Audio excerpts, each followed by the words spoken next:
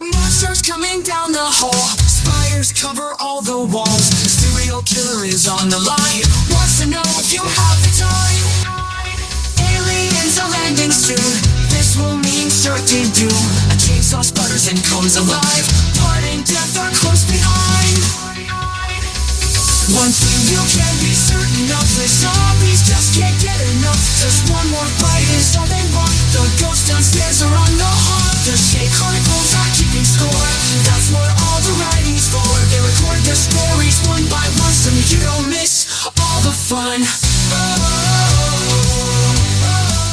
Welcome to Season 3 of the Shade Chronicles, a podcast featuring short works of sci-fi and horror fiction. Here are your hosts. Hi, this is Derek Lefford. Hi, this is Lawrence Trokey, and thank you for spending your time with us. Let's get started with our first story.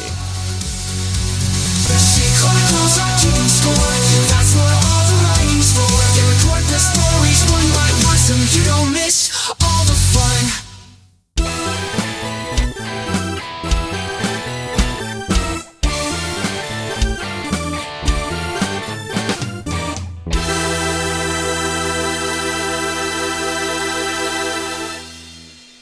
Hillsboro by Kevin Carey. I had a dream. I stood beneath an orange sky. Alexi Murdoch. Jimmy Racker moved to Revere Beach, just outside of Boston, the summer of his 15th year when his father got a job at General Electric rebuilding jet engines. It was the fourth such move since leaving Hillsboro over 2 years ago. He came in a pickup truck with old suitcases, a black toolbox, and a 3-legged hound dog named Rusty. They rented a small yellow cape with a tiny front lawn next to the boatyard on Riverside. The second night there, Jimmy pushed the screen door open and went for a walk. He could hear the news on his father's radio out the window. Communists taking Saigon, as he looked down at the saltwater river across from the train tracks. At the end of the street, he ran into a boy with a big square head and a buzz cut. "Where you from?" the boy asked.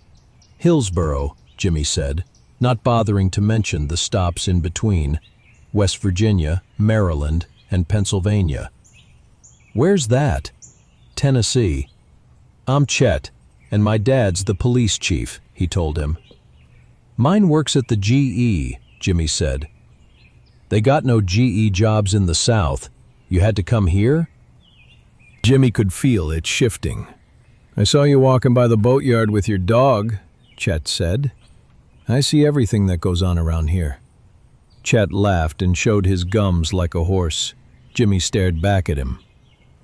"Dog's a freak," Chet said. "What'd you do, eat one of those legs for dinner, hillbilly?" He walked up real close and leaned in. "You ought to kill it." Jimmy stared back, his eyes heating up. He threw one punch and hit Chet square in the nose. Chet's face grew frightened, and he started crying. Back in the kitchen of the yellow house, Jimmy told his father what happened. "He'll probably keep coming," his father said. "You attract them like flies to shit." Sure enough, 2 weeks later, Jimmy crossed the baseball park to the little store on North Shore Road, and Chet and 3 other boys were waiting for him. They moved in as he stepped onto the worn bike path behind the tall weeds. Jimmy fought for a minute or so, but one of the boys, William Nestor, about 200 pounds with big calloused hands from fixing cars with his father, hauled Jimmy to the ground, and after that the boys had a free-for-all. They punched and kicked him in waves and left him lying there curled up and spitting blood. He got to his feet as they were walking away and stared after them, their silhouettes fading into the sun. And he pictured them all tied to a stake in a bonfire, their skin melting off their bones, their shrieks as the flames grew higher. That night, Jimmy's father ran a warm tub and gave him a face cloth to wash the cuts and scrapes. "What's the use?" Jimmy asked. His father wrinkled his brow, his eyes sunken and deep. "The Lord is one mixed-up fella," he said. "We never know why he gives us what he does." Jimmy stayed close to home the next few days, cut the little lawn out front, and helped his father fix some floorboards on the porch. "Why are you fixing these anyhow?" Jimmy asked. "It ain't our house." "I get a break on the rent. That's why. Just keep nailing." It rained hard the next night, and the saltwater river behind the boatyard started to swell, and the grass was full of toads in the morning. Jimmy was sitting on the front stairs, slurping a red slush, when Chet came by on a bike and circled in the street without saying anything for about 10 seconds, just straddling the green banana seat, back and forth, before coming to a stop. "How you feeling?" he asked with a wide smile. "Just fine," Jimmy said. "You?" "Fine too," he answered, then asked, "Where's your gimpy dog?" "Inside," Jimmy said, like it was nothing. Chet circled a few more times, then rode off without looking back. Jimmy watched him ride around the corner by the boatyard fence, the sailboat masts sticking up in the air.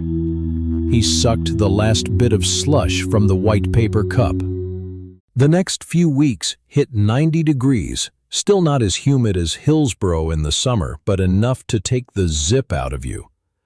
Jimmy and his dad were having barbecue at Susan Gleason's house, a 14-year-old blonde girl who lived with her single mom, Nancy. Jimmy's dad met her in the office at General Electric, and one night they took a walk around the point to watch the trains cross at low tide over the Marsh River. She had moved from down south a few years ago. Jimmy could tell they were starting to be sweet on each other. He wasn't sure Susan held any real attraction for him. She was kind of scrawny with braces and talked like she had something stuck in her nose. "Your dad dating my mom?" she asked. They were standing on the patio bricks in her backyard. She pushed a hot dog on the grill with a stick.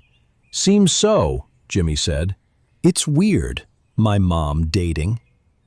"Why?" She turned the hot dog on its side. The grill lines burnt black against the skin. "I don't know," she said. "Just is." She looked at Jimmy. "Think they'll get married?" "Jesus," Jimmy said. She picked up the hot dog with her fingers and put it in a roll and handed it to him. "I'm just saying," she said. He reached for some mustard on the picnic table next to them, looked to the street where his father and Nancy were smoking cigarettes and laughing. He drew a line of yellow mustard across the hot dog, then snapped a big bite of it. "Thanks," he mumbled with a mouthful of food. Susan smiled, showing off her braces. "No sweat," she said. The backyard was enclosed by a green chain-link fence. A squirrel ran over the top of it and up on the roof of the garage next door. Jimmy pushed the last bite of the hot dog into his mouth and reached for a can of soda from a small bucket of ice next to the grill. He popped it and drank half the can, then turned away and burped. Susan smiled again. "Pig?" "Oink oink," he said and laughed. Susan's face got serious. "I heard Chet and them walloped you one day." Jimmy stared back for a few seconds. "They hit me a few times, wasn't much." That's not how he tells it. How does he tell it? He says you asked for it. Is that so? Jimmy looked at the can of soda in his hands. Slowly, he raised it to his lips and drained it and put the empty on the picnic table. If it gets any hotter, guys like Chet will burn up and blow away and we won't have to worry about them then, will we? Susan looked at him. "Thanks for the hot dog," he said. "I have to go." He walked out front and waved to his father and Nancy and kept on up the street. That night, Jimmy hopped the fence to the boatyard near their house and wandered around the boats that straddled supports in different stages of repair. Some of the hulls were ripped open to the guts. Others were half painted.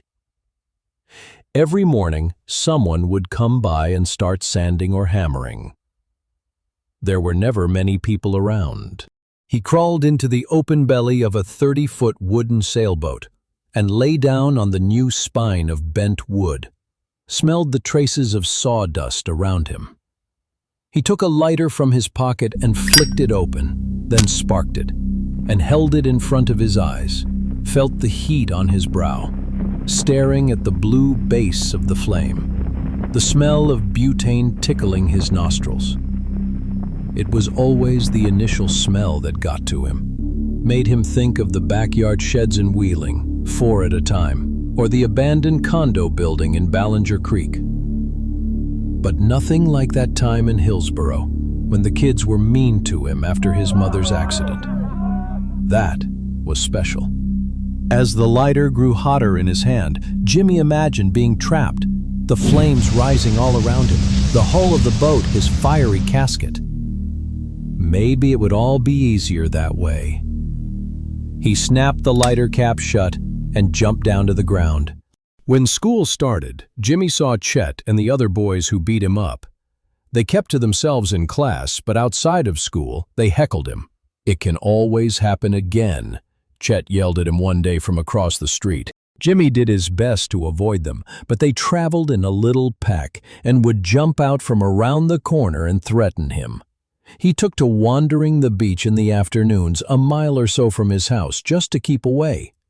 Most days he'd sit on the seawall across from the old wooden roller coaster that had closed down, smelling fried food and watching the cars driving up and down the boulevard, rock and roll blaring from the windows.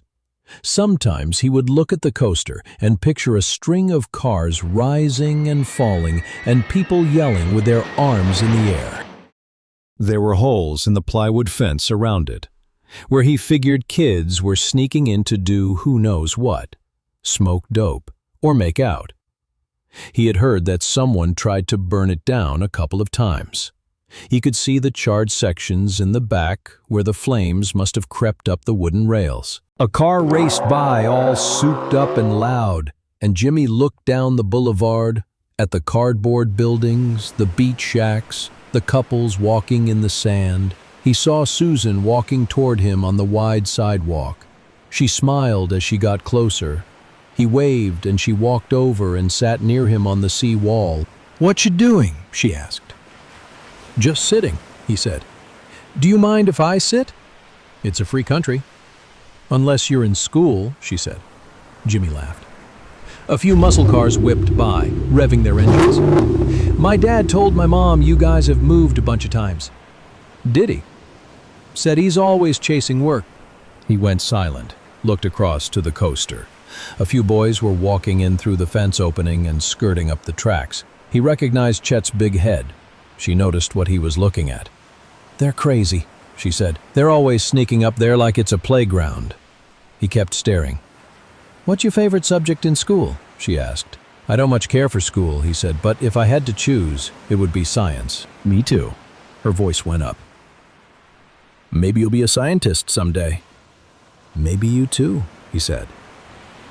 The boys had climbed down suddenly, and the blue lights of a patrol car turned the corner. They hid out of sight and then ran up Ocean Ave after it passed. He could hear them giggling, like they got away with robbing a bank. Then they stopped, and he heard Chet from across the boulevard. "Look, it's the hillbilly with a girl, and I thought he was a homo."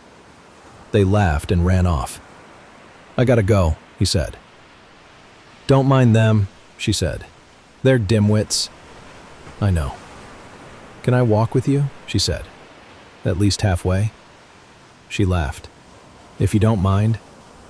"No mind," he said, and they hopped down and walked away, the sun behind them going down like a big orange ball. They walked pretty much in silence, the boulevard switching to a stream of headlights cruising up and down. She asked the occasional question, and he gave his usual clipped answers.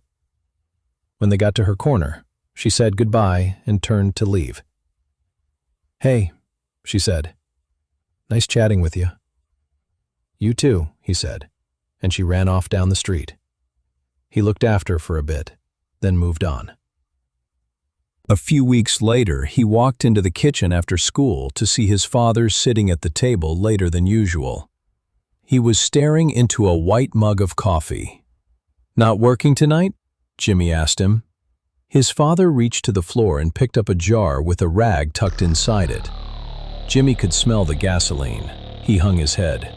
"You planning a party?" his father asked. He didn't answer. "You can't fucking do this anymore." "If only they left me alone," Jimmy said. "They'll never leave you alone," his father yelled. "Not in Hillsboro, not here. Find another way." Jimmy watched him walk out the kitchen door with the jar, then heard a crash of glass in the garbage can. He knew his father was right. There would always be a reason. He knew he was the cause of his father's torment. It had all started when his mother ran over a kid on a bike, driving home from a hotel where she was drinking with someone else's father. Everybody knew. The kid died in the crash, and his mother vanished the day after. Jimmy took what the others had to dish out. "Your mother's a drunk." His father tried to teach him how to fight so he'd get through it, but eventually he turned to the fire. One night, he followed a group of kids to the abandoned school a few blocks from his house. He put a 2x4 across the bulkhead where they snuck in and set a fire to the outside. He stood back in the weeds, watching as it crept up to the first-floor windows, the kids yelling and banging on the hot metal doors with their fists. He remembered the flames, how they worked their way around, how clever they were. The kids made it from the basement to a first-floor window and came flying out, one by one, coughing and rolling to the ground. Jimmy ran home after, but the cops came, then the newspaper, and more stories about his mother, and it was all his old man could take. So, they left Hillsboro before Jimmy got put away in some juvie hall, and they kept moving like carnival workers every time he got the fire bug. "Don't let the flames in your mind," he'd preach to him. But Jimmy knew there was no real way to fix it. One late afternoon after school, Jimmy sat in his usual spot on the boulevard seawall, the clouds hanging low in the gray sky. Just as the sun was setting, he looked over to the roller coaster he'd stared at 100 times. He saw 3 boys slide in through a hole in the fence. After a few seconds, they reappeared, walking on the broken tracks. They kept moving up the wooden structure on all fours. He recognized Chet right away, the big square head pushing fast up the outside of the tracks, turning to yell at William Nestor and another boy behind him. "Catch up, Pee-wees!" Eventually they did, and the 3 of them climbed up the curvy spine in a wide circle, moving along the unburnt sections that hung out over nowhere. Jimmy walked slowly across the street in the approaching shadows of dusk and climbed through a hole in the fence at the base of the coaster. It was dark by the time he got home. He sat on the front stairs, looked down the street to the boatyard. A few mosquitoes buzzed in his ear. He thought about how easy it was to get it going. A few pieces of newspaper, some dried beach grass. Within seconds it was up to his nose, and it ran around the dry wood wall in front of him like something he'd seen in a circus act.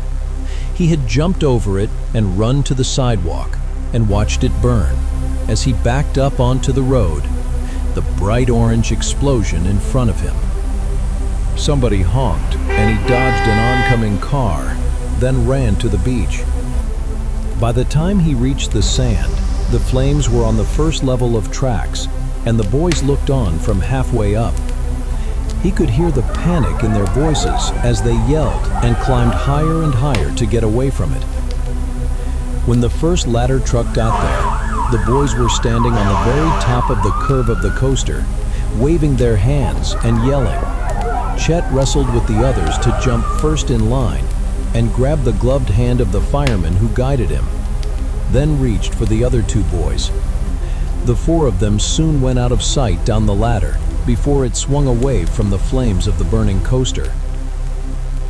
He was standing out by the tide line by then, his clothes smelling like charcoal, the crowd on the sidewalk watching as the splintered wooden frame collapsed onto itself. Jimmy put some clothes into an old brown suitcase on his bed. His father had told him not long after he got home, "The sooner you get it all together, the better, before they come calling." Either he'd heard about the fire, or someone had warned him. There were heavy footsteps on the stairs, and his father poked his head into the room. "I'll be back in a little bit." "Are you going to Nancy's house?" Jimmy asked. "As a matter of fact, I am." Something sank in Jimmy's gut, and he blurted out, "If it wasn't for me, would you stay and marry her?" His father stood frozen for a second. Jimmy could tell he wasn't going to go for the truth. "The Lord doesn't give us more than we can handle," his father said. Jimmy heard the screen door close, and it was quiet again. About 15 minutes later, he made a trip to the garage to get what he needed. Then he sat on the edge of the bed in his bedroom, imagining what the ride would be like. By sunup, the truck would be passing into Maine on Route 1, or some other state and some other highway. A few low-roof outlet stores and a work crew mowing the grass by the breakdown lane. And his father would ask, "Hungry?" "Yeah, I could eat," Jimmy would say. "Next place I see," he'd tell him. Then they would slow down and pull into a diner parking lot. The dog would poke his head up from the truck bed as they got out, and Jimmy would hear the slight sound of country music from inside. A woman might walk out of the diner holding hands with a little girl in a white dress, and Jimmy's father would hold the door open. And then they would go inside to eat, like nothing at all. Jimmy stood from the bed and grabbed the one of the 2 glass jars he'd taken from the garage. He shut the bedroom door and poured the gasoline against the base of it and onto the floor. Then he poured the gas from the second jar onto the bed and all over the door to the closet next to it. The fumes filled the room. "I'm sorry, Dad," he whispered. Then struck a match. A wall of flames climbed to the ceiling as he opened the closet door, shut it behind him, and sat on the dusty floorboards in the darkness. He could already hear the wood whining in the room beyond. The gray smoke curled under the closet threshold. Soon the door edge was framed by an orange blaze. He could feel the heat on his face like a bright ball in the hazy sky. And he was there at the diner, like all the times before, saying to his father, "Do you think the next town will be the right one?" "Sure, Jimmy," his father says. "Right as rain."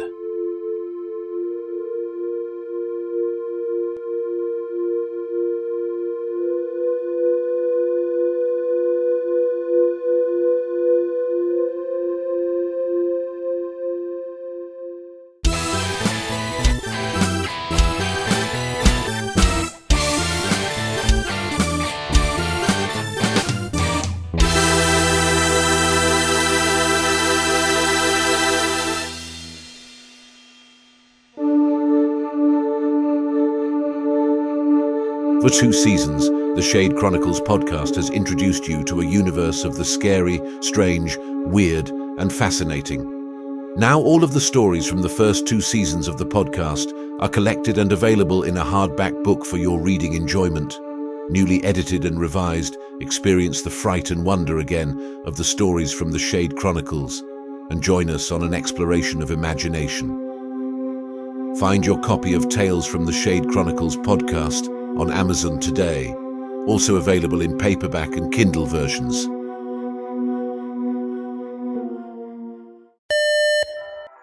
Attention Shade Chronicle podcast listeners. The merchandise store is now open. You can find the merchandise store on the merchandise tab on the Shade Chronicles website, which is at theshadechronicles.com. Find premium t-shirts, hoodies, tank tops, travel mugs, ball caps, and more at the Shade Chronicles Podcast merchandise store. We now resume your regular programming.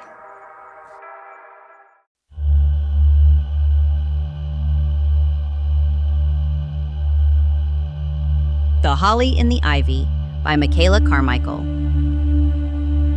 Her body was laid out on some sort of hard surface, and she could feel the cold metal against her back, neck, and legs. She was awake at least, aware of things, hearing the sound of metal clinking together, footsteps moving around her, a radio playing a symphony of carols, a low, curious humming, and then voices. The first one said, "She's young." Agreed the second one. Tough doing the young ones, especially this time of year. How'd she go? Not sure. Just arrived to the fridge this morning. Now the sound of papers rustling, being pulled up and folded over a clipboard. Says Ivy Tabor, age 35. Body found outside, frozen, almost buried in the snow. See the bluish tint right here? Hypothermia.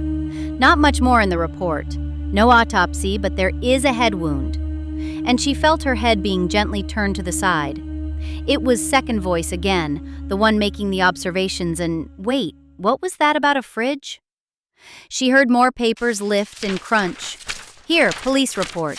Second voice, apparently reading, assumed slippage on ice.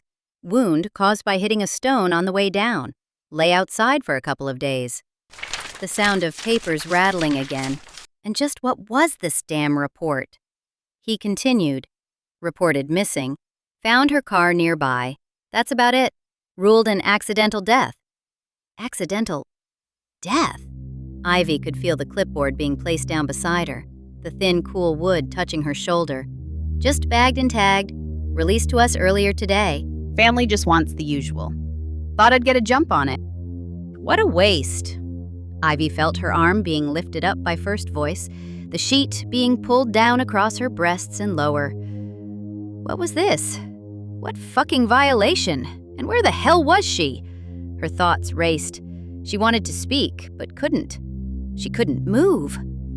She could hear, feel, smell the acrid aura of formaldehyde, but couldn't see.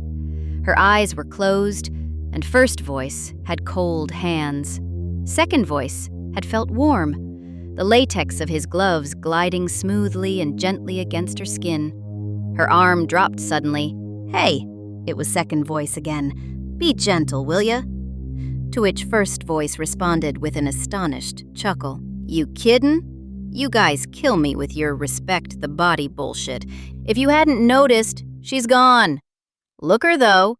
Wouldn't mind taking more of a look before you get going too much here. Yes, sir." Feeling a cold hand press the inside of her knee outward. Just a few minutes with her. She heard the sound of lips being licked and smacked. Sure it was first voice. Then a swirl of air, and she thought that must be second voice turning and getting up quickly beside her. She could feel a slight breeze from his sudden motion. Then the hand being knocked off her knee forcefully. "Stop being a jerk. Your type is what gives the rest of us a bad name." "I was only just joking around. Sheesh, you guys are the stiffs. Been working too long with them, I guess." Stiffs? Ivy thought. She was no stiff. Not yet. "Hey, boneheads," she tried to yell. "I'm fucking alive here." But no sound came out of her. "What else does that paperwork say?" The sound of papers rustling again beside her. "Found her in the cemetery of all places. Just laid out in the cold. The head wound, but the fall against the stone would explain that. And like I said, the report just labeled it an accident. The conditions were bad. Storm came up suddenly, remember? Must have been alone. Poor kid." "She ain't no kid," first voice stated, again the lips smacking slightly. Ivy imagining his tongue brushing his lips. And if her skin could crawl. "Maybe she died of fright. Pity.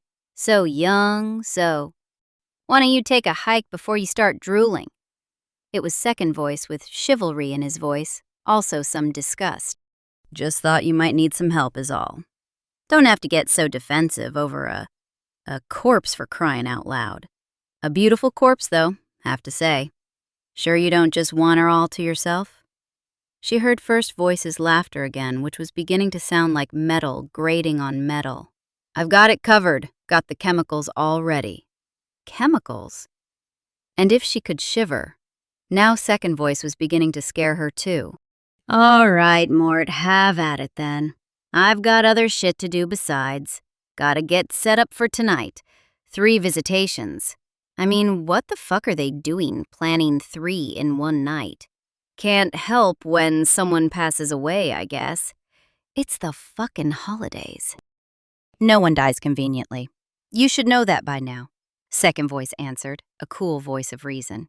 Yeah, whatever, but how do they expect things to go smoothly when we've got 3 separate families in mourning all at once, so close together? Shit storm. That's what it is. There was a silence as if first voice was reluctant to leave. Well, okay then, if you got her handled. Someone's gonna be missing that. Try not to enjoy yourself too much, he chuckled under his breath as he turned to go. Ivy heard a door open and shut, then silence except for the instruments, liquids being poured, something rubbery but firm laid out on top of her like tubing, and the sound of second voice, Mort, he'd been called, humming again to the low sound of the symphony. And was it a Christmas carol that she vaguely recognized? She began to scream, her voice reverberating in her skull. Hey, Mort! Mort! I'm not dead! Stop! Please don't do this! But no sounds were coming out, just her own voice inside her head, thinking what to do, then praying, please, God, let me wake up now. Oh, please, as she felt a puncture on her neck. And then she was remembering. A cemetery, he'd said. Yes, she could remember the morning, buying the Christmas wreath at that little roadside stand that was selling trees, asking the man at the payment table a question. She had been fine, and what had happened since? Concentrate, damn it, she told herself, and just don't think about the cool liquid she began to feel entering her through the port he'd made in her neck. Just don't think about that. Remember, try to remember. The wreath, the cemetery. Then what? I tell ya, I'm done with maters. The guy nudged the man's arm next to him, almost conspiratorially, and Ivy felt her intrusion into their conversation, but she just wanted to pay for the wreath. She handed the guy behind the table $35, smiled up at him. Mind if I take some scraps? He smiled back at her, revealing tobacco-stained teeth and a black hole where his left incisor used to be, and Ivy dropped her purse nervously, bills and change spilling out onto the table. The 2 men watched as she gathered it up and stuck it back inside her purse. Sure, help yourself. He motioned to his side. From that pile over there, take all you want. And Ivy struggled to smile again, then turned away from the man's rotten mouth. Seeming to hardly notice her presence anymore, he was quick to continue his conversation. Yep, no more maters for her. The other guy asked, what the hell you talking about? My wife, man, told her she can't eat no more maters. The guy just looked at him as Rottenmouth explained in a quieter tone. Got her from behind the other night and, man, spent the next day picking seeds out. Pointing down to the front of his pants, nudging the guy again in the arm. Know what I mean? I told her no more maters, babe. Ivy moved further away from the 2 men behind the table, distancing herself, trying not to be obvious. It was Christmas soon, and buying a live wreath to place on her mother's gravestone had become a tradition for her. She'd use the stray branches for decorating her mantel later. She tried not to linger too long over the pile of scraps, not wanting to appear as though getting too much for free. She'd purchased the wreath after all, and they'd just toss this stuff. Still, Rottenmouth's boss seemed to be observing her as if dollar signs were floating around in his head, and probably thinking he should have considered charging for scraps, as he closely watched her bag them up. The morning was chilly, gray, and she was glad. She pulled her fur coat tight around her as she made her way back to her car. It felt more like the holiday season with a nip in the air, and she began to long for snow. Felt herself wishing for other things, but she wouldn't go there. Her immediate family was gone, and that was that. Things weren't the same, but they were okay. She would take the day and just do what she did every year by visiting the cemetery. On her way out of the tree lot, she saw a family walking around, a mother, father, little boy, and girl, trying to spot the perfect tree. It brought back memories of her own family, making the same visit to a tree farm so many years ago. She pulled her coat tighter around her body, determined not to sink into loss, but instead enjoy the smell of the crisp air and feel the excitement of the season, believing in its continual promise of bringing something old and new to her this year. Ivy drove the 20 or so miles to where her mother's remains had been interred. It was an old cemetery in an old town that never seemed to change over the years, something she found comforting. Most of the time, she would be alone, or maybe she would see another person, sometimes a family, always at a distance. They wouldn't notice her, occupied by their own grief, but there was something warming about their presence, reminding her she was not alone. Today, the place was deserted. As she made her way along the hilly path toward her mother's plot, the snow started as a light glowing mist through the air. She stopped to breathe it in deeply. Of course it was going to snow. She had sensed it earlier. Soon the raw, hard ground would be covered in white. The old, broken, and chipped stones would have a blanket of snow on their tops, new covering old. She loved the snow and how it quieted the noise around her and made the world look clean and fresh. She placed the wreath on top of her mother's stone that lay flat on the ground, brushing her fingers across her name and the dates of her birth and death. Merry Christmas, Mom. She stood up and looked around, seeing some movement in the distance past the rows of other gravestones.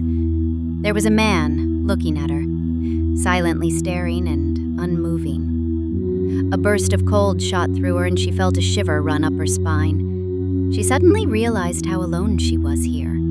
She wanted to look around to see if anyone else was nearby, but felt compelled to keep an eye on the stranger. She began walking slowly, inconspicuously, back to her car, which was a distance away.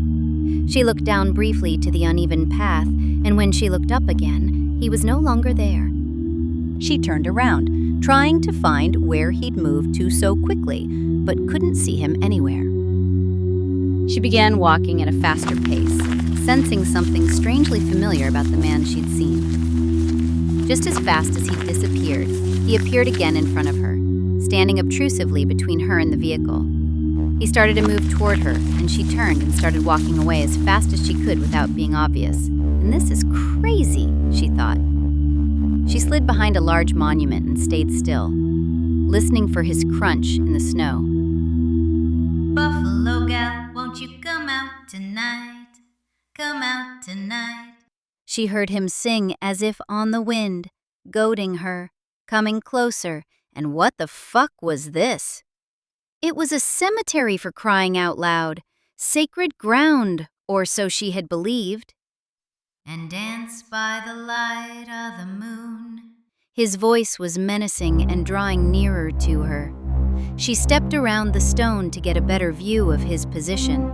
Unfortunately, he was even closer now. She thought about turning around, running away again, but her feet felt frozen in place, and how long could she run away from him? Why was he here, and what did he want? She couldn't make it to her car without going right past him. She looked around again, and there was no one else in sight. And then recognition hit her.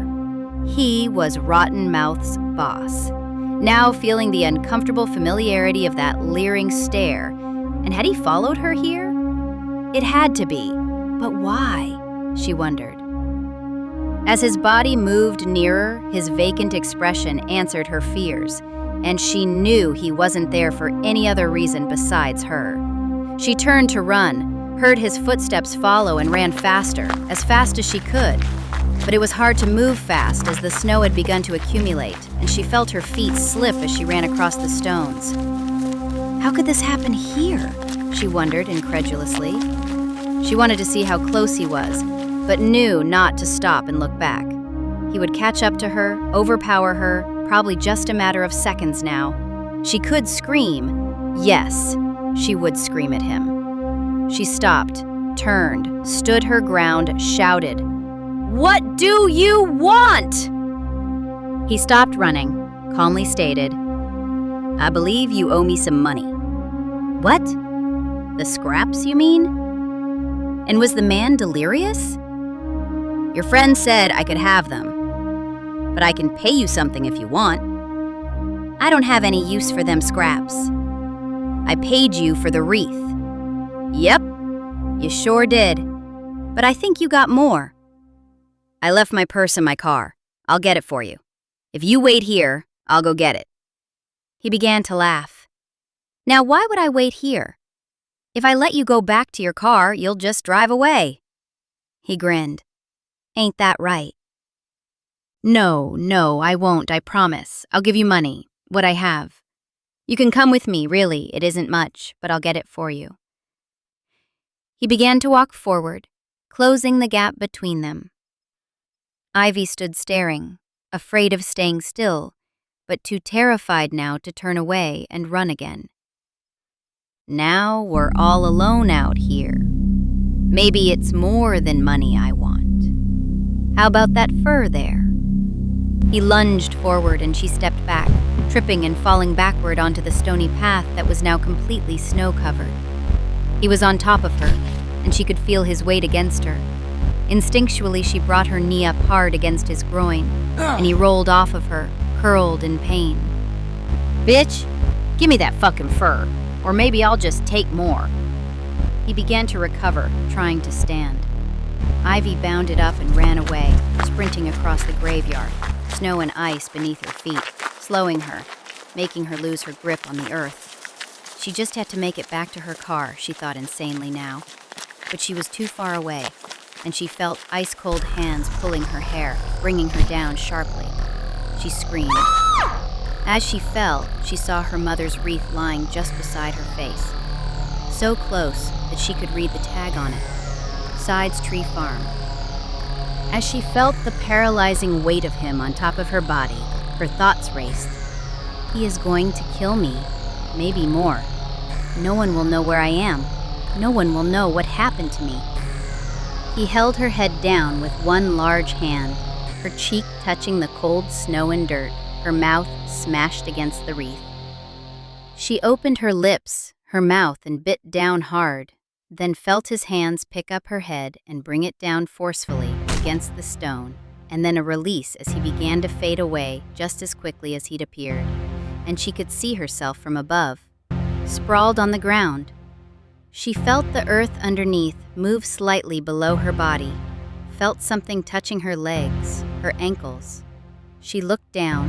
Hands were coming up through the dirt and snow, grabbing her feet and pulling her down. She fought to pull herself from their filthy grip, but the hands were so strong, and she wasn't strong enough to release their hold on her. She tried to cry out, but there was no sound. The hands, a multitude of them, now held her arms and hands and neck, pulling at her, fingers wrapping around her forehead, forcing her head against the frozen stone as she lost consciousness. She was so cold, so powerless, felt she was being swallowed up by the ground. She thought she could hear a weakened and muffled scream, maybe her own, she wasn't sure. But it was the last thing she heard before the world went black. Mortimer stood back, looking at his handiwork. This one he'd made look beautiful, even in death. He bent his neck sideways against a crook that had settled in as he'd worked, arched his back in a languid stretch and turned to remove his stained and dirty lab coat. He tossed it into the hamper, took another clean one from the hanger on the door, although not sure why. Ivy would be his last one today. He'd need to get dressed for the visitation soon. Usually he'd head home at this time, but he needed the extra money, so he'd volunteered to work them. As in prior years, he could count on the uptick of death around the holidays to produce good overtime. Death and its aftermath didn't bother him. He was an artist first, taking something distressful, distasteful to most, and turning it into something presentable. something that looked alive, merely asleep. And today, even lovely. He was good at it. He turned to take a last look at Miss Ivy Tabor, feeling a familiar intimacy that always surfaced after a successful embalming. He noticed her mouth first. Sure, he'd tended to it with the glue, but it hung agape. How could that be? He was always careful with the mouth, the lips, making them touch just so, and hers were fuller than most, he'd noticed. He'd brushed them in red, just like the picture he'd been given. He walked closer, bringing his hand up under her chin to close the mouth, and her eyes shot open. Involuntarily, his body jumped back, while his methodical mind reasoned, "She is dead. She is dead." It is just reflexes, that's all. Just reflexes. In his line of work, he'd seen them occur, always slightly startling. But this seemed more than that. He heard a faint sigh, reasoned again. Could be just gases leaving the body. He bent down toward the mouth that was blatantly widening before him, and did he feel a slight breath? No, that couldn't be. He stumbled back further away from the body on the table as it began to twitch before him, her hand moving toward her open mouth as if trying to speak, or no, trying to free something inside of it. After only a few seconds, the movement stopped, but the eyes still stared, and he'd only heard of this, never witnessed it himself. Within his profession, it was believed, known really, that sometimes the soul got stuck inside the body after death in a liminal state. The religious called it purgatory. He'd read about it, and it usually meant the soul was restless, struggling to pass, maybe even trying to communicate a last message. He calmed himself, said aloud as if to reassure, "It's okay, Ivy." The mouth widened further, as if beckoning his presence. He walked to his instrument table, picking up a light and pair of long tweezers. He searched Ivy's mouth, shone the light to the back of her throat, and what the hell? He inserted the tweezers into her mouth, grasped at something there, and pulled gently. It was a piece of holly, and attached to it, a tag that read, "Sides Tree Farm." He placed it inside a baggie, sealed it, and called the police.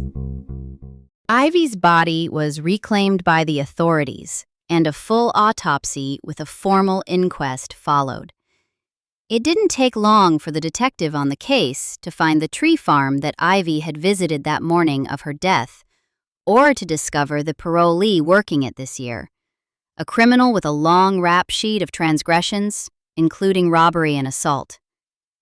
Ivy had innocently and unluckily stumbled across his path, and he hadn't been able to resist. Carl Gene Stoops made a full confession and was booked for robbery, assault, and murder 1. His DNA had been found in her car and his prints on her wallet. After a few weeks, Ivy's body had again been released back to the funeral home, and Mort stood beside her, holding his phone against his ear. "I have her here. I'll take good care of her, Detective. You know, if you hadn't found that tag in her throat, well, we would have never known," the voice answered, "and that maniac would have killed again for sure. You think it was just a robbery gone bad or something more? The autopsy found some abrasions, but it was cold out there, and he must have realized anyone could have wandered up, so probably stopped just as soon as he'd started, and the snow covering things up, well, I'm just glad you happened to find." Somehow feeling relieved that Ivy hadn't suffered more, Mort interrupted him. "Thank you, Detective, for pursuing this further, but she told me what happened. Sometimes bodies do that." "You mean finding the evidence in her?"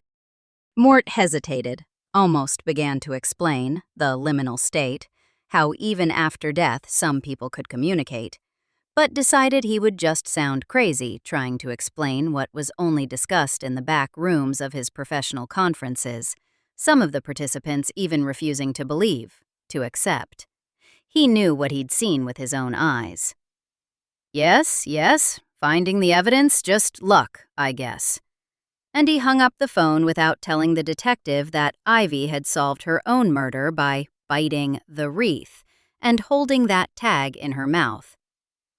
It must have been hard to do, the sharp thorns of the holly scratching against her gums, knowing she was dying, realizing she would be buried along with the evidence in the snow, but still making an effort to name her killer, all without actually swallowing the tag, just leaving it for someone like him to find. She had been brave and clear-headed to the end. Wistfully, he wished he'd known her in life. "It's all right, Ivy, they got him. Thanks to you, he'll never hurt anyone else again," he whispered. "And I'll take care of you now." For weeks, he'd anticipated this moment and knew that the only resolution to her predicament would mean risking his own reputation, even his livelihood. But it was the only way because it was his job to take care of and resolve such anomalies.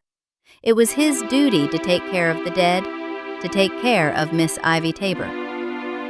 He closed her eyes, smoothed the folded arms down next to her body, and pushed the mouth closed one last time. Despite the instructions from the family, her body would not be manipulated further.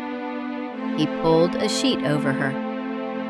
Opening his door just a notch, he could see no one was outside, and began wheeling her body from his workroom silently, unnoticed. He quickly transported her outside and into the building behind the funeral home. While he walked, he reasoned. Paperwork got mixed up sometimes. Mistakes, even innocent ones, happened. It would be explained, most assuredly also compensated to the family.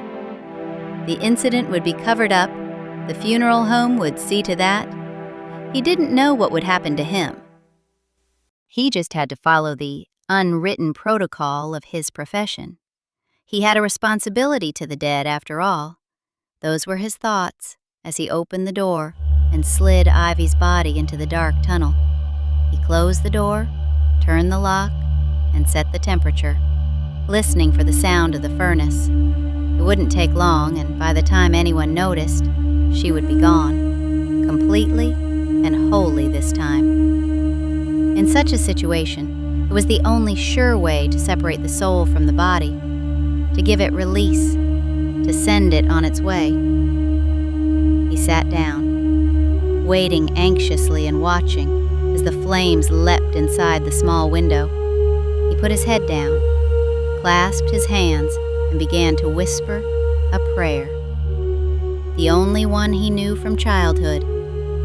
Our Father, who art in heaven. He would accept his fate, whatever came.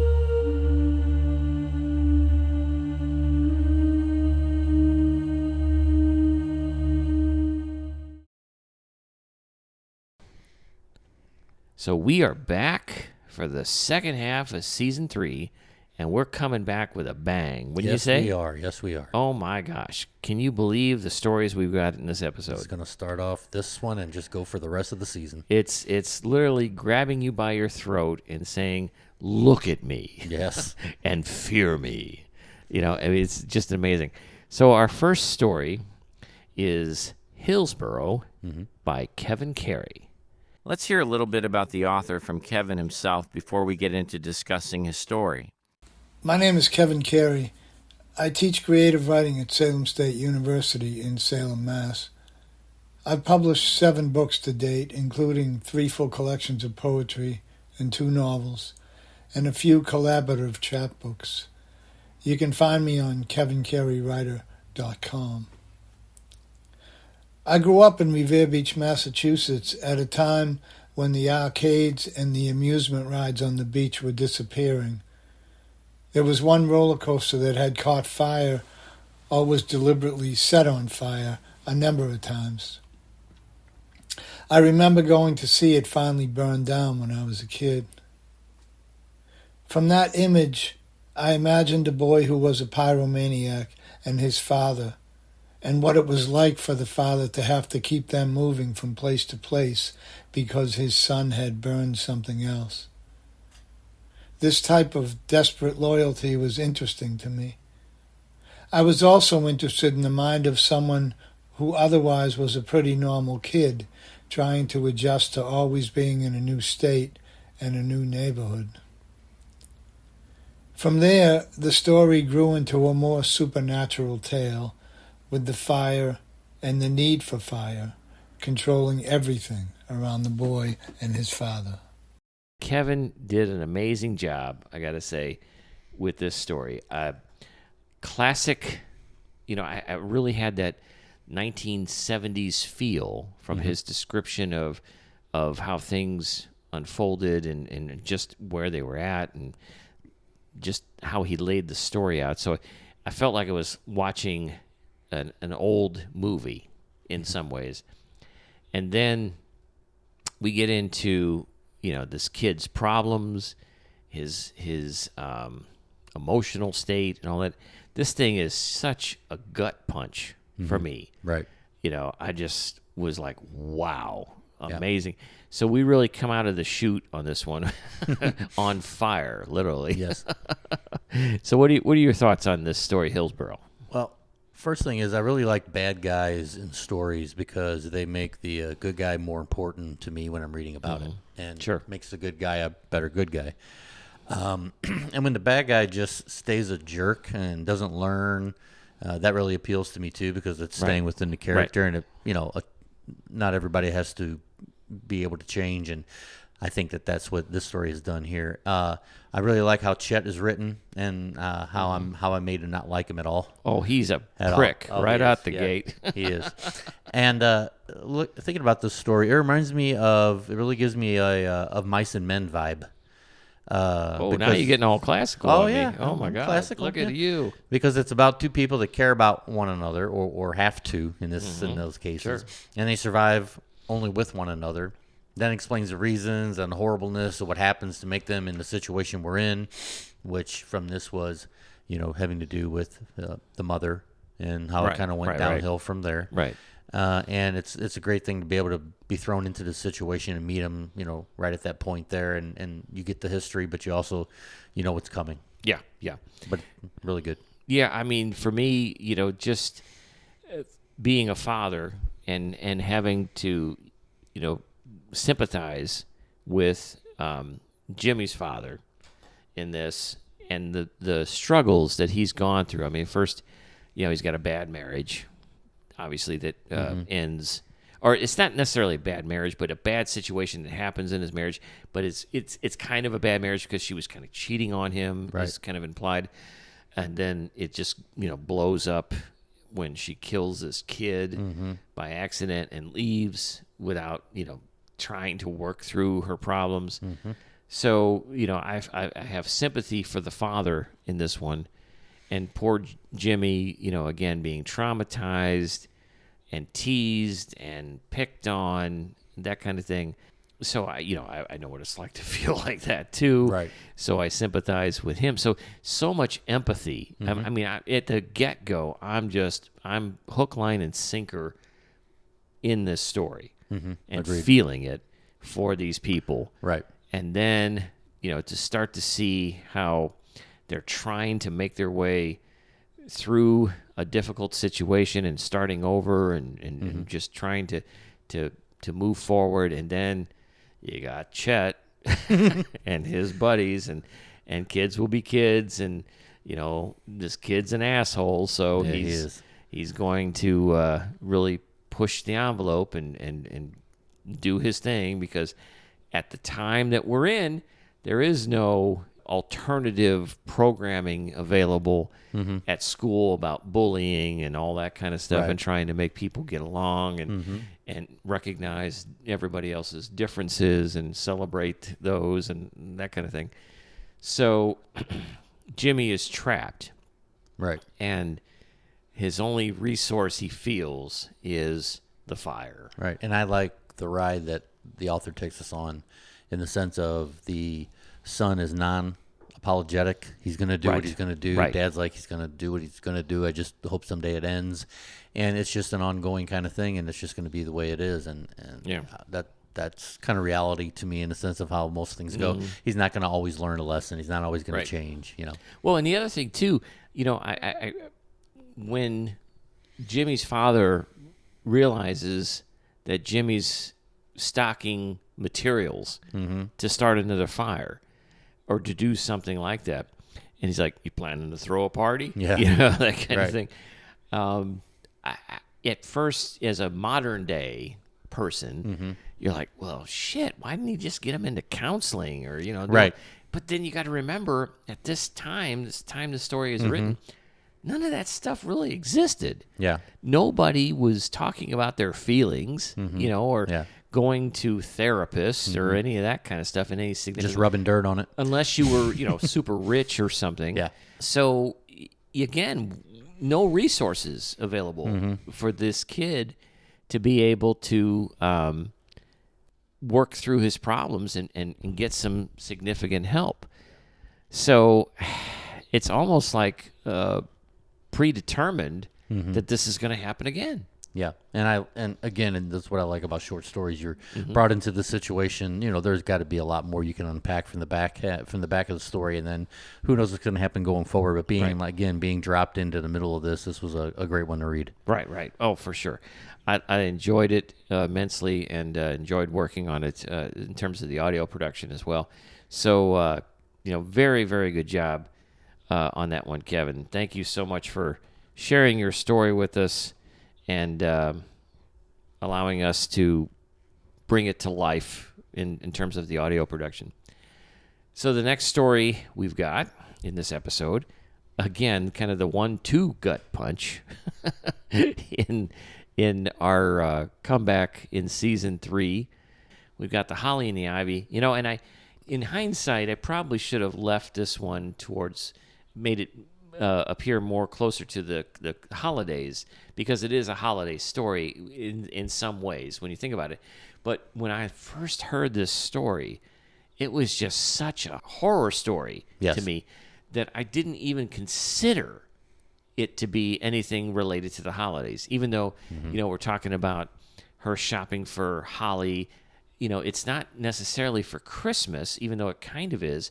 She's buying a wreath for her dead mother's grave.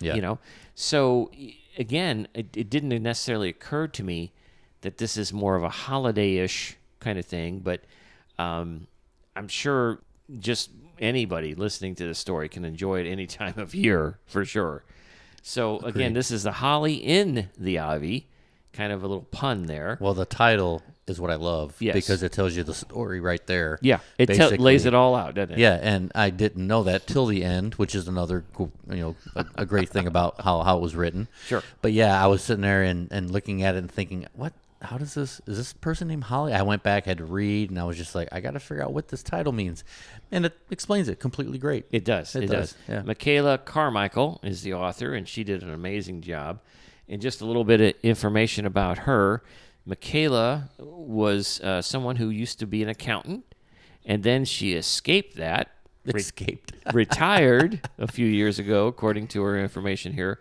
And she picked up her first passion, which was writing, and something that had been important to her going all the way back to the 9th grade. And amazingly enough, in the last few years, she's written and published several short stories online, but she never really attempted horror.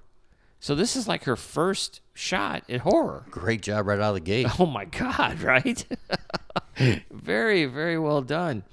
And so, and the funny thing, too, that she mentions in her comments is that it was on a Halloween night that she decided to sit down and write a horror story. Mm-hmm. And so this is where we end up with, and the process of dying, she says, is terrifying to her, as is to most people. And I guess she put a lot of thought and consideration into the process of dying and what it's like and what would you be like after you're dead, which is why we get this situation with Holly, who is clearly dead at the beginning of the story, but yet there's something still there. And this is the second worst thing I can think of doing and experiencing other than being buried alive is being paralyzed on an autopsy table. Oh my God. And knowing everything's going on and everything like that. And I just, the author makes me feel the anxiety and also the care that I have for Ivy as being in this situation. Holly. I'm sorry. No. Ivy? Oh, sorry. The Holly. Yeah, you're right. See, I'm confusing myself. I thought I had to figure Ivy. it out. No, I'm sorry. You're fine. My bad. You're fine. It's Ivy, and the Holly is in Ivy. Sorry. My bad. Go ahead. So I think what's the best part of this is that the author really intertwined a true crime aspect into a horror story. That's true, too. And made it very, very interesting because of what Ivy goes through and gets to the point to where she is, and then, in essence, solves her own crime. Exactly. Which is amazing. Genius there. But yeah, I mean, the whole creepiness of Ivy being on that slab, and, I don't know.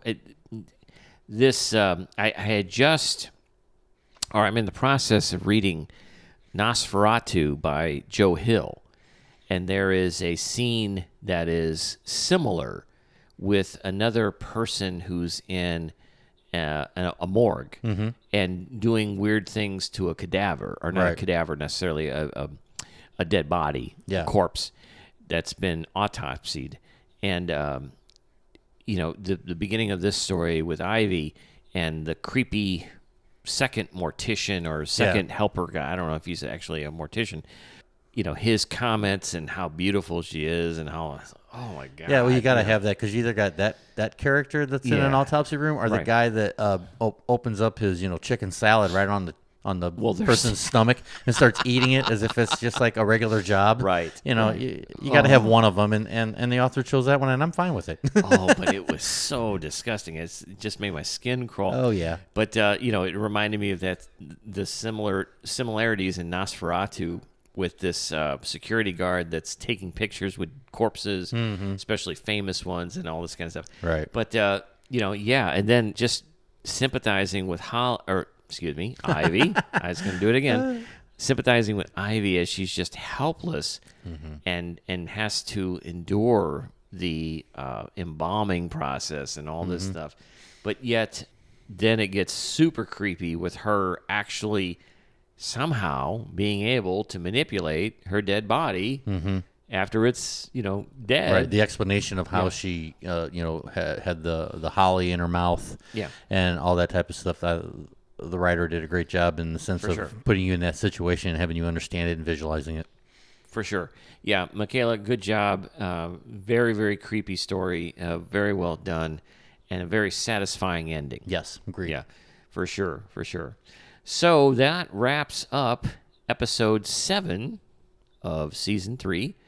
And now we're going to have a little preview of the next episode, which includes 2 more great stories, one by my friend here, Derek, that we'll show you a little preview of in just a second, and also another story that is just another amazing contribution by folks that I'm sure you'll appreciate and enjoy. Here it comes. Thank you so much for listening. Take care. Bye. Next time on the Shade Chronicles. I don't tell Paul about the tape. There's no reason for him to know. He'll either take it from me and play it later himself, or he'll give it to my dad. Either way, I'll never get to hear what it says. So I slip it into the front of my cargo pants, and I don't say a word.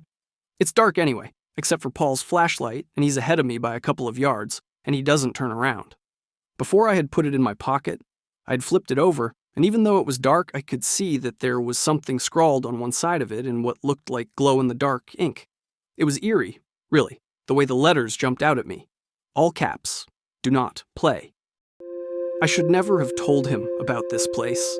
Never should have brought him here. In a moment of temporary sibling closeness, I had shared with him that my friends and I had found an abandoned mine shaft not far from Cachiti Lake, when we were hiking last month, and that the door had been loose, but that we didn't go very far inside because it was so dark. Bunny, I want you to promise me you won't come back to this place. Ever. This place gives me the creeps. There's something not right about this place. Like, you mean it's haunted? I ask. No, he says, and he looks concerned. Almost like my dad looks at me when I head out on my dirt bike to go riding. I don't know what I mean. Just a feeling, I guess. A bad feeling. I just don't want you to come back here, okay? I nod my head. The cop in him asks the follow-up question. That's a yes then? Yeah, I say. I won't come back. Luke is a 17-year-old with an abnormal interest in automobiles, which he developed early from his father. For as long as he can remember, his father and he have discussed cars and worked on their family automobiles. A year and a half ago, he and his father began working on a vehicle that would become Luke's to drive. Luke has been driving and babying this vehicle every chance he can get. On a handful of Saturdays in the summer, today being one of them, the town has a car show for those who want to show off their vintage and classic vehicles that they've been working on and shined to a wet gloss for others to see. Today's show was a success in that many people from town and neighboring counties came and paid admission to see the vehicles, buy concessions, and purchase items on sale by the car owners. It is evening now and the show is over, and Luke is pulling out of the spot where he parked his precious Dodge Charger to show it off. A few minutes ago, he finished cleaning and putting things into his trunk, got into the driver's seat, started the throaty engine, and began to slowly drive out of the parking lot, past others packing up their vehicles. As he gets about a half a mile from the parking lot, he notices, ahead on the side of the road where other vehicles are parked on the shoulder, a large Ford F-450 with dualies on the back and a lift kit that looks to be about 20 inches. The large truck pulls quickly onto the road from its parking spot, and its headlights flash on and illuminate the road as if it were high noon on a Sunday. This completely blinds him for a moment, and as quickly as it happens, the road behind him turns ink black. Luke's sight clears up, and he assumes the truck pulled off the road and is going in another direction. But the weird red-looking dots and intense brightness of the truck resonate in Luke's brain. And then it dawns on Luke that he might just have seen the legendary hunting headlights of the ghost truck from the stories told around town during car show season. Thanks again for listening to the Shade Chronicles. For comments or inquiries, you can contact us at shadechron@gmail.com. That's SHADECHRON@gmail.com. Visit us on Facebook, Twitter, and Instagram. You can also get more information at theshadechronicles.com. The Shade Chronicles Podcast is the creative property of Derek Leffridge and Lawrence Trokey. Any attempt to replay for broadcast or distribution portions of any episode of the Shade Chronicles without the prior written consent from the creators and or significant compensation is strictly prohibited. Shame on you for even thinking about it in the first place. Thanks again for listening. Tune in next time for another episode of the Shade Chronicles.